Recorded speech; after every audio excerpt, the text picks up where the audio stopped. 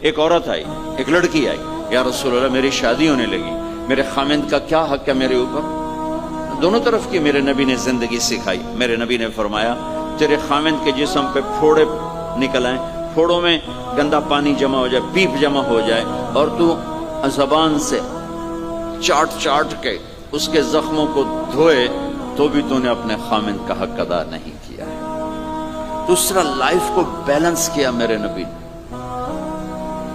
کہ ایک گھر کیسے چلتا ہے، وہ کس طرح خوبصورت بنتا ہے، وہ میرے نبی کے اخلاق ہیں۔ آپ سب سے ایک بات کرتا ہوں، برداشت کرنا سیکھ لیں، زندگی خوبصورت ہو جائے۔ صرف سارے اخلاق کو میں جمع کروں ایک لفظ میں، برداشت، اور اس کو شریعت میں صبر کرنا سیکھ لیں، زندگی خوبصورت ہو جائے گی۔